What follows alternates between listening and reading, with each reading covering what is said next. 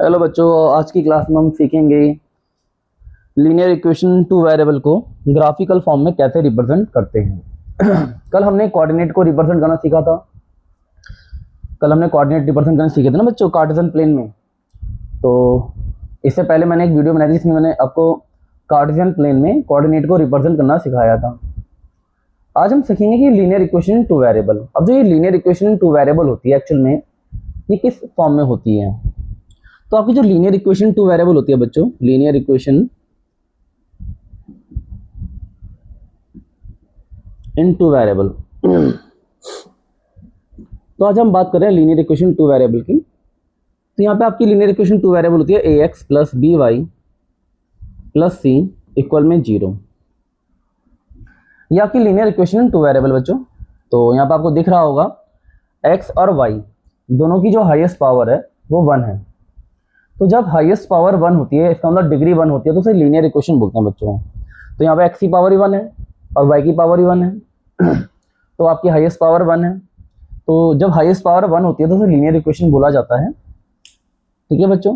तो आज हमने इसी ऐसी ही इक्वेशन को, और यहाँ पे दो वेरिएबल यूज की जा रहे हैं, एक वेरिएबल एक्स है और एक वेरिएबल वाई है। तो आज हमने ऐसी ही इक्वेशंस को ग्राफ में रिप्रेजेंट करना सीखना है। तो जैसे क्वेश्चन ले लेते हैं हम, y इक्वल है -2x + 1। तो बच्चों यहाँ पे जैसा आपको दिख रहा है, यहाँ पे मैंने लिया है y किसके इक्वल है, y इक्वल है -2x + 1 के। तो हम इसका ग्राफ रिप्रेजेंट करना सीखेंगे, इसका ग्राफ कैसे प्लॉट किया जाता है। अब जो मैंने आपको ये क्वेश्चन दी है, इसका ग्राफ कैसे बनाया जाएगा, आज हमने ये सीखना है। तो बच्चों यहाँ पे आपको एक चीज़ समझ में आ गई होगी कि एक यहाँ पे y है और एक यहाँ पे x है। तो बच्चों जो ये y है ये डिपेंडेंट है, इसे बोलेंगे डिपेंडेंट वेरिएबल। Dependent variable. अभी डिपेंडेंट क्यों है, y की वैल्यू डिपेंड करती है x पे। आप जैसे जैसे x की वैल्यू पुट करते रहेंगे y की वैल्यू निकलती रहेगी। इसलिए यहाँ पे कहा था कि यहाँ पे जो y है ये आपका डिपेंडेंट वेरिएबल है। अच्छा, डिपेंड किस पे कर रहा है, ये x पे डिपेंड कर रहा है। अगर आप x की वैल्यू चेंज करते रहेंगे तो y की वैल्यू भी चेंज होती रहेगी। चलो चेक कर लेते हैं। तो यहाँ पे जो x आ गया, आपका जो x हो गई क्या होगा, इंडिपेंडेंट वेरिएबल, क्योंकि आप इस पर कुछ भी वैल्यू लिख सकते हैं। तो यहाँ पे दो वेरिएबल है जिसमें एक आपका y है, y को हम बोलेंगे डिपेंडेंट वेरिएबल, और एक आपका x है जिसे हम बोलेंगे इंडिपेंडेंट वेरिएबल। आप x की जगह कुछ भी वैल्यू पुट करो, y की वैल्यू निकलती रहेगी। इसलिए y को बोलते हैं डिपेंडेंट वेरिएबल, कि y डिपेंड करता है x पे।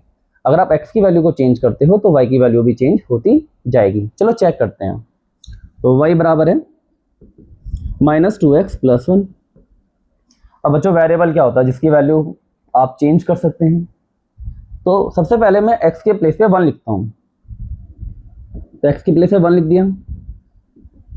-2 × 1 + 1, -2 की 1 से मल्टीप्लाई करेंगे -2 आएगा +1। तो y आपका -1 आ गया। ठीक है बच्चों। अच्छा, x की वैल्यू 1 लिखने पे आपका y -1 आया। अभी चेक करते हैं ना, क्योंकि y डिपेंड करता है ना x पे। अब मैं x की वैल्यू चेंज कर रहा हूँ। अब मैं दोबारा इस इक्वेशन को लिख दूंगा, y इक्वल है -2x + 1। अब बच्चों अब क्या मैं x की प्लेस पे लिख रहा हूँ 2, x की प्लेस पे लिख रहा हूँ 2। तो y इक्वल आ गया -2 × 2। बेटा x की प्लेस पे आपने 2 लिख दिया है ना, -2 × 2 + 1। अब 2 और x तो मल्टीप्लाई में है ना, ये बातें पहले भी पढ़ चुके हो, कोई साइन नहीं होता, मल्टीप्लाई मानते हैं। तो अच्छा y कितना आएगा, -4 + 1। तो y आपका आएगा -3। तो आपने चेक कर लिया ना बच्चों, जैसे जैसे मैं x की वैल्यू चेंज कर रहा हूँ y की वैल्यू चेंज होती जा रही है। तो अब हमने इन्हीं पॉइंट्स को ग्राफ में रिप्रेजेंट कर देंगे। तो पहले हम एक टेबल बना लेते हैं।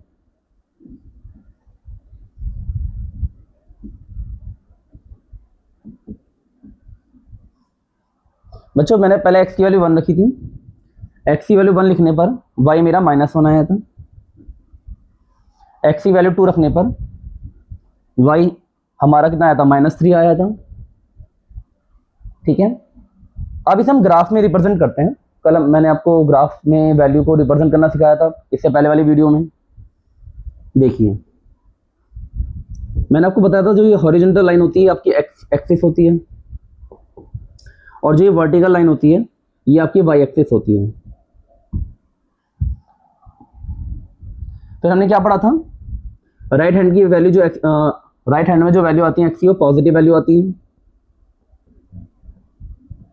और लेफ्ट हैंड में एक्स की वैल्यू नेगेटिव आती है।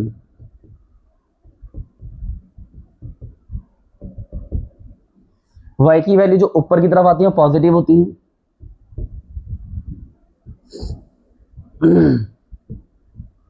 बच्चों मैं बिना मेजरमेंट के कर रहा हूं तो मेरा ग्राफ इधर उधर हो सकता है, आप ये 1-1 सेंटीमीटर का गैप लेंगे या फिर ग्राफ कॉपी में बनाएंगे।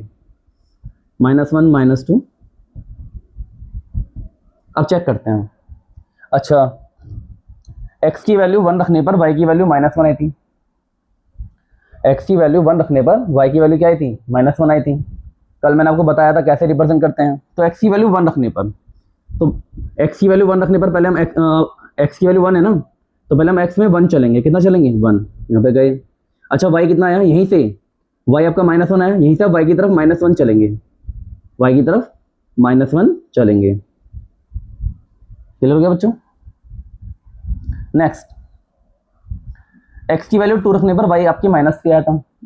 तो पहला काम क्या है, x की तरफ 2 चलेंगे, x की तरफ 2 गए, और यहीं से बेटा इसी पॉइंट से, यहीं से अपने y की तरफ -3 जाना है, y की तरफ -3 जाना है, y की तरफ -3 जाना है। ठीक है, तो आपके जो ये 2 पॉइंट आए हैं, आप इन 2 पॉइंट को मिला देंगे। बच्चों ये आपका ग्राफ बन गया। तो ये आपका ग्राफ है इस इक्वेशन का, जो कि बराबर है y बराबर -2x + 1 आती है, -2x + 1 के बराबर है।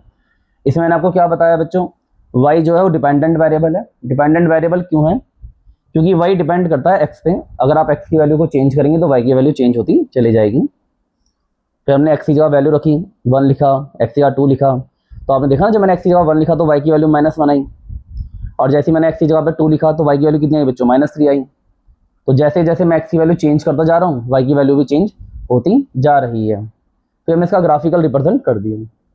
बच्चों वीडियो को पॉज कर इसे नोट कीजिए, इसके बाद कुछ ग्राफ्स और बनाते हैं।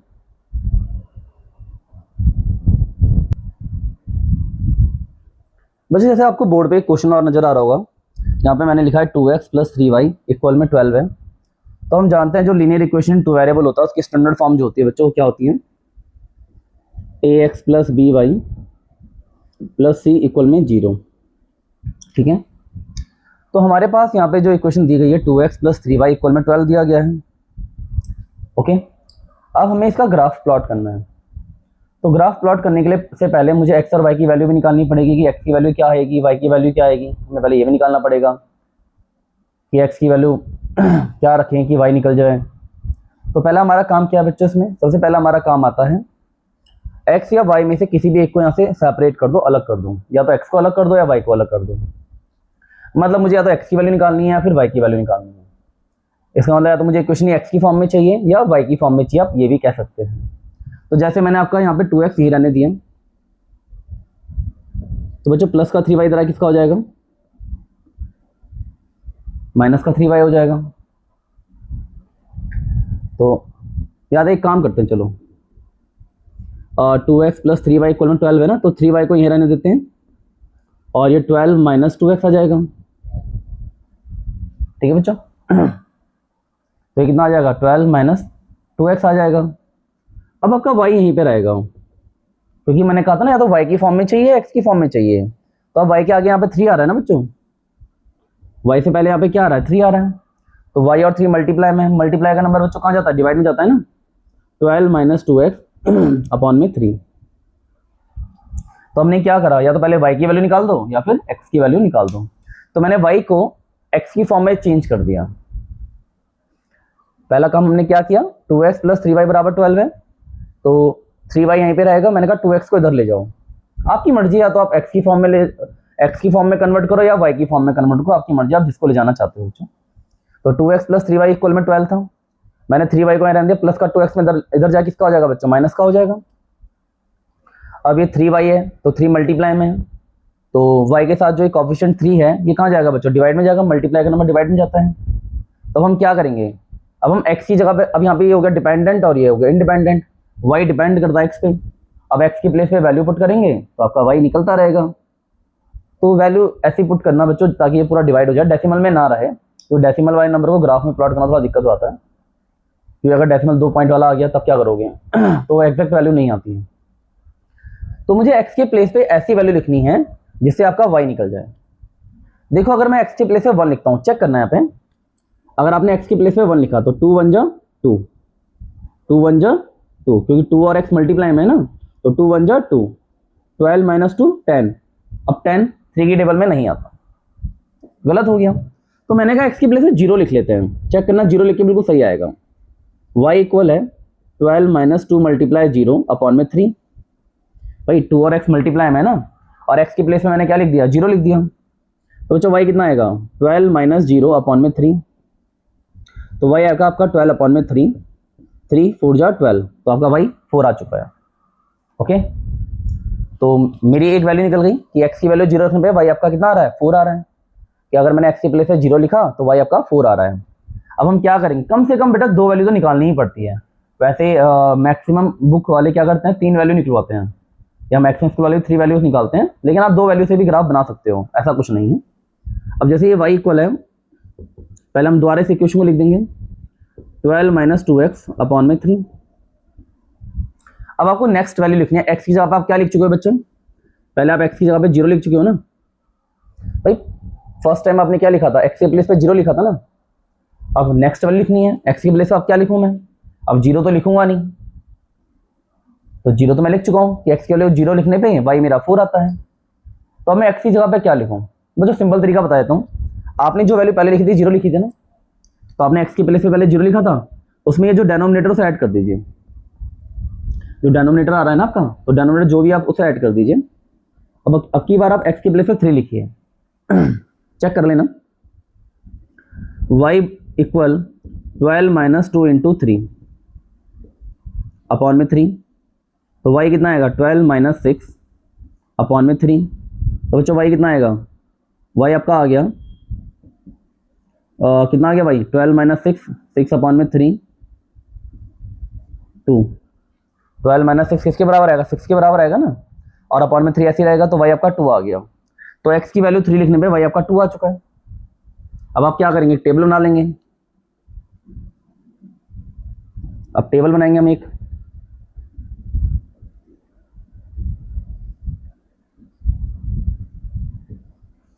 अच्छा पहले x की जगह पे ये हो गया आपका x और आपका हो गया y। पहले हमने x की प्लेस पे 0 लिखा था, तो x की प्लेस पे 0 लिखने पे y आपका आया था 4। फिर हमने x की प्लेस पे क्या लिखा बच्चों, 3 लिखा, तो x की वैल्यू 3 लिखने में y आपका कितना आया था बच्चों, 2 आया था।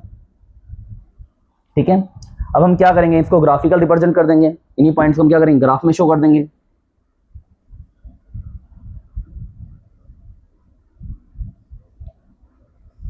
जीरो 1 बच्चों ये x होता है, ये नेगेटिव वाला होता है, ये y होता है, ये y का नेगेटिव होता है। 2 3 4 6।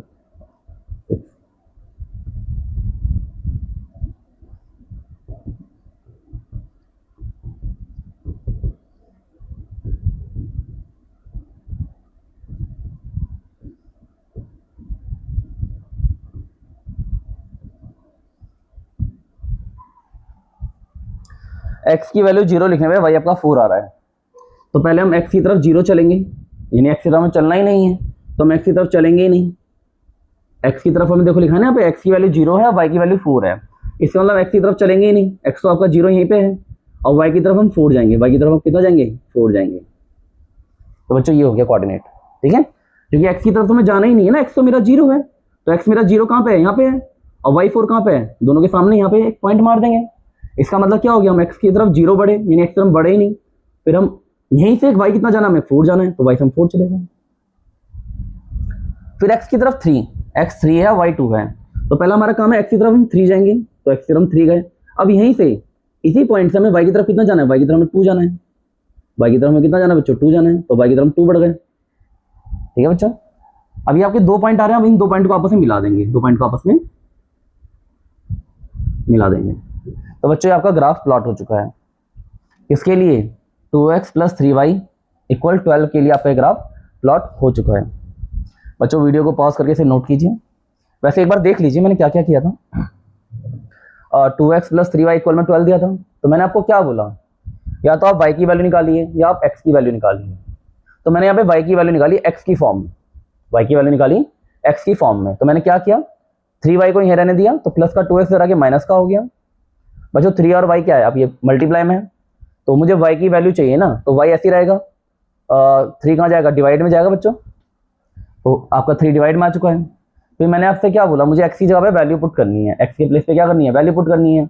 अब हम x की प्लेस पे वैल्यू पुट करेंगे, तो मैंने कहा वैल्यू ऐसी पुट करना ताकि y की वैल्यू बिल्कुल नंबर नेचुरल नंबर आए या इंटीजर आए, मतलब कुल के इंटीजर आना चाहिए, डेसिमल में ना आए। तो आपने x की जगह 0 पुट करा, चेक करो जरा यहाँ पे, और 2 मल्टीप्लाई 0 हो जाएगा ना, 2 और x मल्टीप्लाई में, तो 2 0 0, तो 12 माइनस 0 कितना होगा बच्चों, 12 भी होगा, और 12 3 से डिवाइड होता है ना। ओके, अब मैंने कहा दोबारा इस इक्वेशन को लिख दो, मैंने दोबारा इस इक्वेशन को देखो लिख दिया, y इक्वल में 12 माइनस 2x अपॉन में 3। अब मैंने आपसे क्या बोला था, सिंपल वे, मैंने कहा आपने पहले क्या वैल्यू लिखी थी, 0 लिखी थी ना, आपने पहले x की वैल्यू क्या लिखी थी, 0। नेक्स्ट टाइम का आपने क्या लिखनी है, x की वैल्यू आपने 0 लिखी थी, उसमें आप नीचे वाला डिनोमिनेटर ऐड कर लीजिए, और नीचे डिनोमिनेटर 3 आ रहा है, इसका मतलब क्या, 0 प्लस 3, इस बार आप x की वैल्यू 3 लिखेंगे, तो आपकी y की वैल्यू निकल गई। तो हमने उसका ग्राफ प्लॉट कर दिया बच्चों। बच्चों वीडियो को पॉज करके से नोट कीजिए।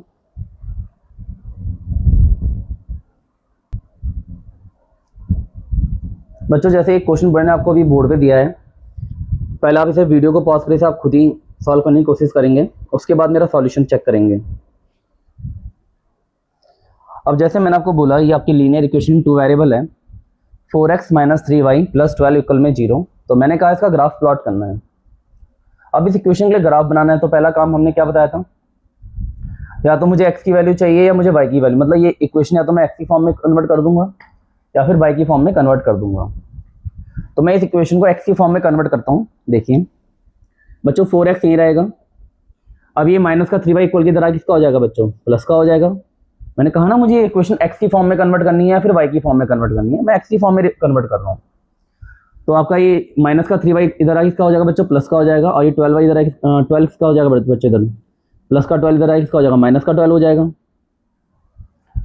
अब मैं x की वैल्यू निकाल रहा हूँ, x की वैल्यू निकालूंगा मैं y की फॉर्म में। तो अब आपका 4x है ना, अब ये 4 और x मल्टीप्लाई में है, तो ये आपका x के आगे जो 4 है मल्टीप्लाई का नंबर डिवाइड में जाता है बच्चों, आपको ये बात पता ही होगी, तो x ऐसी रहेगा, तो 3y माइनस 12 अपॉन में 4 आ गया। अब मैंने x की वैल्यू निकाल दी, और मैंने x की वैल्यू किस फॉर्म में निकाल दी, y की फॉर्म में निकाल दी। अब यहाँ पे x आपका डिपेंडेंट वेरिएबल है, y आपका इंडिपेंडेंट हो गया, ठीक है। अब मैं y की वैल्यू कुछ भी लिखूंगा तो आपका x की वैल्यू निकलती रहेगी। अब देखिए, अब वैल्यू मैंने आपको क्या बताया था बच्चों, वैल्यू आपको ऐसी रखनी है कि आपका पूरा क्वेश्चन डिवाइड हो जाए। इसका मतलब y की जगह ऐसी वैल्यू लिखनी है कि आपका जो x की वैल्यू है ना, वो आपका इंटीजर आनी चाहिए, क्या आनी चाहिए, डेसिमल में ना आए। तो मैं अगर चेक करूं यहाँ पे, अगर हम 1 लिखता हूँ y की जगह पे, तो 3 बन जा 3। अब बच्चों 3 बन जा 3 तो होता है, बट हमें एक बात पता है ना कि अगर मैं 3 बन जा 3 लिखता हूँ तो क्या होगा। चलो 1 सेकेंड है, इसे इधर कर लेते हैं, इधर की तरफ कर दूँ थोड़ा सा, ताकि यहाँ स्पेस मिल जाए ग्राफ बनाने के लिए। तो बच्चों मैंने आपसे क्या बोला था, पहले मैं x की वैल्यू निकाल रहा हूँ, तो 4x यहीं रहेगा, तो माइनस का 3y इक्वल की तरह प्लस का 3y हो जाएगा, और प्लस का 12 माइनस का 12 हो जाएगा, ये मैं आपको बता चुका हूँ पहले ही। x यहीं पे रहेगा बेटा, 4 और x मल्टीप्लाई में, 4 कहाँ जाएगा बच्चों, डिवाइड में जाएगा ना। अब मैंने आपको क्या बोला, y की जगह वैल्यू पुट करनी है, और y की जगह ऐसी वैल्यू पुट करनी है कि आपका x इंटीजर निकले, डेसिमल में ना रहे। तो y की जगह अगर मैं 1 पुट करूंगा, चेक कीजिए, 3 और y मल्टीप्लाई में, 3 बन जा 3, 3 माइनस 12 कितना आएगा बच्चों, 3 माइनस 12 माइनस 9 आएगा, और माइनस 9 4 के टेबल में नहीं आता। मैंने कहा ठीक है चलो, क्या था y की जगह कुछ और देखते हैं, तो मैंने y की जगह 0 पुट करा, 3 0 0। अब बच्चों 0 माइनस 12 कितना होता है, माइनस 12 होता है ना भाई, 3 मल्टीप्लाई 0, y की जगह आपने 0 पुट करा, तो 3 मल्टीप्लाई 0 कितना आएगा बच्चों, 0 आएगा, और 0 माइनस 12 आएगा, और माइनस 12 4 से डिवाइड हो जाता है, तो आप y की जगह पे 0 पुट करेंगे। तो मैंने y की जगह पे क्या पुट कर दिया बच्चों, 0 पुट कर दिया, तो यहाँ पे कितना आएगा, 3 मल्टीप्लाई 0 माइनस 12 अपॉन में 4, तो x कितना आएगा आपका, 3 0 0 माइनस 12 अपॉन में 4, तो आपका x आ गया माइनस 12 अपॉन में 4, x आपका -3 आ गया, -3 के बराबर आ गया हमारा x। तो अब x की वैल्यू कितनी आ चुकी है, -3 आ चुकी है। अब मैंने कहा कम से कम 2 वैल्यू तो निकालनी पड़ती है बेटा ग्राफ रिप्रेजेंट करने के लिए। वैसे स्कूल वाले 3 वैल्यू निकालते हैं, लेकिन 2 वैल्यू से भी ग्राफ बन जाता है, ऐसा कुछ नहीं है। अब मैं दोबारा इस इक्वेशन को लिख दूंगा कि x किसके बराबर है, 3y माइनस 12 अपॉन में 4 के इक्वल है x आपका। अभी मैंने एक वैल्यू निकाली है, कम से कम 2 वैल्यू निकालनी चाहिए। तो अब मैं y की जगह पे क्या लिखूं, सोचना ही नहीं है बच्चों। जो आपने पहले लिखा था ना, पहले आपने क्या लिखा था, y इक्वल में 0 लिखा था। मैंने आपको क्या बताया, जो आपने पहले वैल्यू रखी है, आपने पहले y की वैल्यू क्या रखी थी, 0 रखी थी ना। अब आप उसमें क्या कीजिए, उसमें डेनोमिनेटर ऐड कर दीजिए। क्या कर दीजिए, डेनोमिनेटर ऐड कर दीजिए। अगली बार आप y की जगह पे 4 लिखिए। क्या लिखिए, 4 लिखिए। y के प्लेस पे क्या लिखेंगे बच्चों, आप 4 लिखिए, आपका आंसर बिल्कुल सही आएगा। तो x इक्वल है 3 मल्टीप्लाई 4 माइनस 12 अपॉन में 4। तो बच्चों कितना आएगा यहाँ पे, 3 4 जो 12, 12 माइनस 12 अपॉन में 4 आ गया बच्चों। ठीक है, और 12 माइनस 12 कितना होता है, 0 होता है ना बच्चों। 0 अपॉन में 4 कितना आ गया, 0 आ गया ना। तो x की वैल्यू आपकी 0 आ गई, y की वैल्यू 4 लिखने पे। अब हमारा काम क्या है, पहले एक टेबल बनाएंगे। x और y अच्छा x की y 0 लिखने पे x आपका कितना आया था, -3 आया था। ठीक है, और x की वैल्यू 0 आई, x की वैल्यू 0 आई, y की वैल्यू क्या रखने पे, 4 रखने पर। ठीक है, तो चेक कर लीजिएगा। तो हमने क्या करा, पहले हमने क्या करा, y हमने 0 लिखा था। तो y हमने जैसे ही 0 लिखा, तो y 0 लिखने पे x हमारा कितना आया था बच्चों, 3 0 0 0 माइनस 12 -3 आया था बच्चों। ऐसे ही फिर हमने क्या लिखा, y की जगह 4 लिखा, तो मेरा x कितना आया, 0 आया। ये हम देख चुके हैं। अब इसी चीज को हम ग्राफ में रिप्रेजेंट कर देंगे।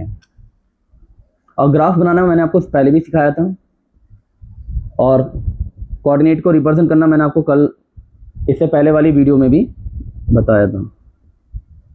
1 2 3 4।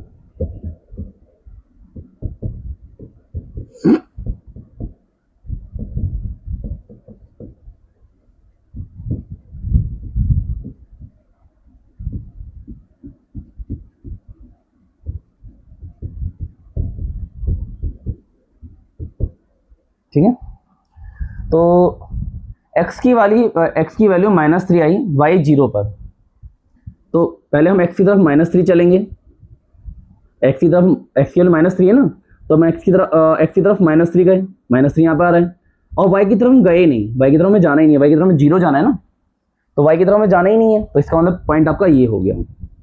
ठीक है बच्चों, चेक करो, x की वैल्यू -3 है ना, और y आपका 0 है। तो इसका मतलब क्या हो गया, x की तरफ मुझे कितना जाना है, -3 जाना है। तो x की तरफ में -3 गए, और y की तरफ मुझे जाना ही नहीं है। तो पॉइंट आपका यहीं पे आएगा ना, दोनों के सामने पॉइंट लगाया जाता है।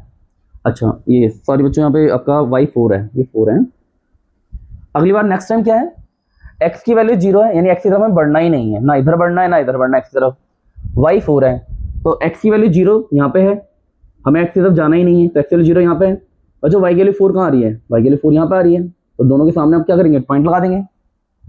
भाई x की वैल्यू 0 है ना, इसका मतलब ना तो मुझे x की तरफ इधर जाना है, ना मुझे इधर जाना है। अच्छा, वहीं से उसी के सामने y कितना है बच्चों, तो x 0 है, हमें x की तरफ जाना ही नहीं है। और उसी के सामने y कितना है बच्चों, y की तरफ कितना जाना है, हमें 4 जाना है ना। तो 0 से हमें y कितना जाना है बच्चों, 0 से हमें y 4 जाना है। कितना जाना है, 4 जाना है। तो आपका एक पॉइंट हो गया। अब इन दोनों पॉइंट को मिलाते हुए एक लाइन ड्रॉ कर दीजिए। ये आपका ग्राफ बन चुका है।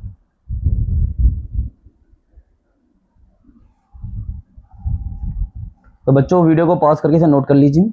हाँ, ऐसा भी हो सकता है बच्चों, एक चीज़ और बता दूं मैं, कि जैसे ही आपका ग्राफ बना, तो इस ग्राफ की मदद से वो आपको बोलेगा कि एरिया ऑफ ट्रायंगल निकाल दीजिए।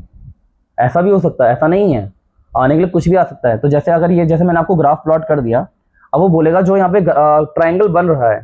अब आपको यहाँ पे ट्रायंगल नजर आ रहा है बच्चों, ट्रायंगल आपका यहाँ पे बन रहा है, वो आपको बोल देगा जो ये ट्रायंगल बन रहा है, इस ट्रायंगल का एरिया निकाल दीजिए। तो अब इस ट्रायंगल का हमें एरिया निकालने के लिए अगर वो कहेगा तो कैसे निकालेंगे बच्चों। तो हम क्या जानते हैं, एरिया ऑफ ट्रायंगल क्या होता है, एरिया ऑफ ट्रायंगल होता है, area of triangle, area of triangle क्या होता है बच्चों, half into base into height होता है ना। तो हाफ इंटू बेस, बच्चों बेस कितना है यहाँ पर चेक कीजिए, ऐसे नाप लीजिए, 1 यूनिट, 2 यूनिट, 3 यूनिट। कितना है आपका बेस, 3 यूनिट है। अब बच्चों आपकी हाइट तो सीधी लाइन होती है ना, स्ट्रेट लाइन परपेंडिकुलर। अब ये कितना है चेक कीजिए इसे, 1 यूनिट, 2 यूनिट, 3 यूनिट, 4 यूनिट। कितना बच्चों, 4 यूनिट। तो 2 2 जा 4, तो बच्चों आपका 6 स्क्वायर यूनिट आएगा आंसर। बच्चों वीडियो को पॉज कर इसे नोट कीजिए। फिर बढ़ते हैं हम नेक्स्ट क्वेश्चन की तरफ। तो सर अब हम सीखेंगे, जैसे मुझे 2 पॉइंट दे दिए गए हैं x1 y1 और x2 y2। अब ये x1 y1 और ये x2 y2 मुझे 2 पॉइंट दिए गए हैं, इनके बीच की डिस्टेंस कैसे निकालेंगे। अगर मुझे इन 2 पॉइंट के बीच की दूरी निकालनी हो या डिस्टेंस निकालनी हो तो इसे कैसे निकाला जाएगा। मैं तो इस डिस्टेंस की बात कर रहा हूँ,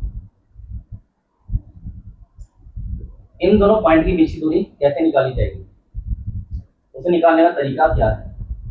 तो हमें कुछ नहीं करना, देखो वैसे आपको डायरेक्ट फॉर्मूला दिया जाएगा, डायरेक्ट फॉर्मूला लगाएंगे, बट हमको सिखा रहा हूँ फॉर्मूला बनता कैसे। हम क्या करेंगे, यहाँ से एक राइट एंगल ट्राइंगल बना देंगे। क्या बना देंगे, यहाँ से हम एक राइट एंगल ट्राइंगल बना देंगे।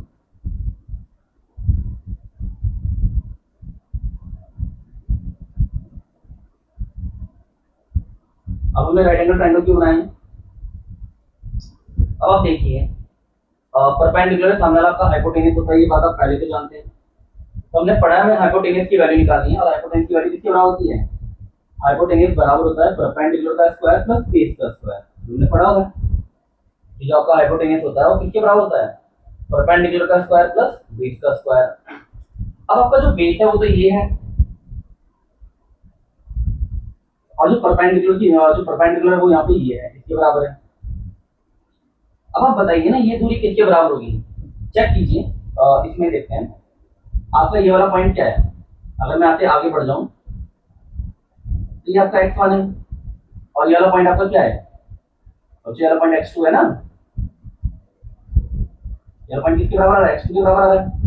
तो मुझे यहाँ से लेके यहाँ तक की दूरी निकालनी है। तो बच्चों ये वाली दूरी कल मैंने आपको पहले इससे पहले वाली वीडियो में निकालने से कैसे निकालते हैं, सर पूरे x2 में से x1 को क्या कर देंगे, माइनस कर देंगे। तो इसका मतलब ये वाली डिस्टेंस कितनी आ गई आपकी, x2 माइनस x1 आ गई। ठीक है बच्चों, मैंने आपको बताया था ना, इससे पहले वाली वीडियो में मैंने आपको बताया था कि जैसे आपका ये वाला पॉइंट, ये वाला कोऑर्डिनेट जो x1 के सामने आ रहा है, x1 आपका यहाँ पे है और ये आपका x2 है। x2 आपका ग्राफ में यहाँ पे ये वाला पॉइंट जो x2 है। तो मैंने कहा मुझे तो यहाँ से लेके यहाँ तक की दूरी निकालनी है, इनके बीच की x1 और x2 के बीच की। तो x1 और x2 के बीच की दूरी निकालने के लिए यहाँ से लेके पूरा यहाँ तक x2 है, यहाँ से लेके पूरा x1 है। तो x2 में से क्या करेंगे हम, x2 में से x1 को माइनस कर देंगे, तो आपकी ये वाली दूरी निकल जाएगी।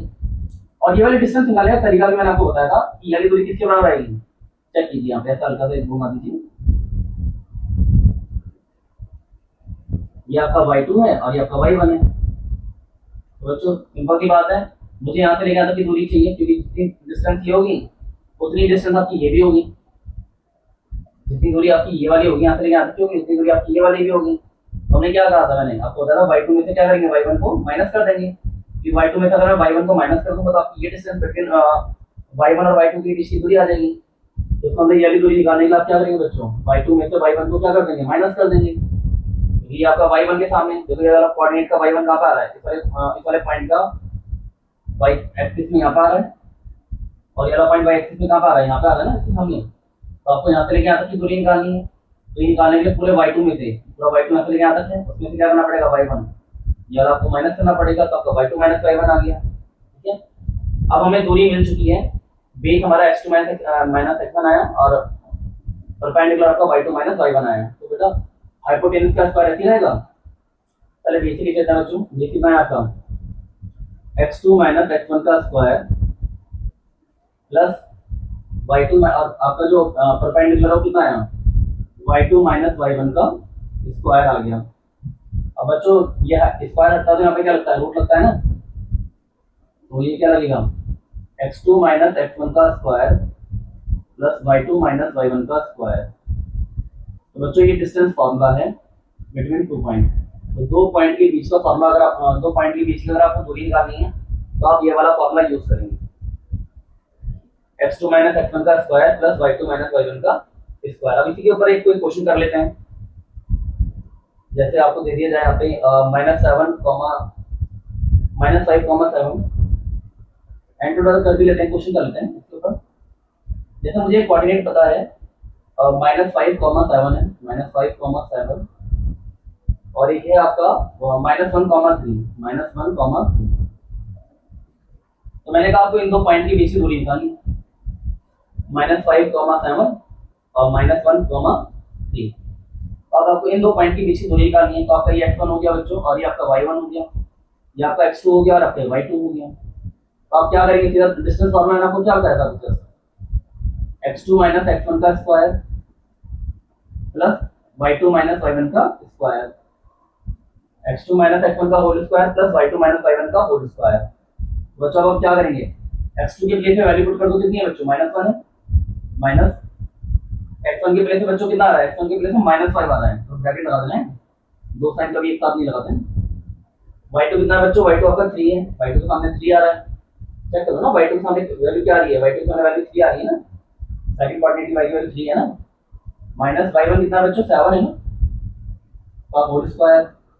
अब आप देखिए क्या आएगा, -1 माइनस और माइनस, जब भी दो नेगेटिव साइन एक साथ होते हैं तो मल्टीप्लाई में होते हैं, मल्टीप्लाई में क्या होता है, माइनस और माइनस क्या हो जाएगा, प्लस हो जाएगा। अब जो 3 माइनस 7 साइन बड़े नंबर का लगाते हैं ना, 3 माइनस 7 कितना आएगा, -4 आएगा। चेक कीजिए यहाँ पे कितना आएगा, -1 प्लस 5।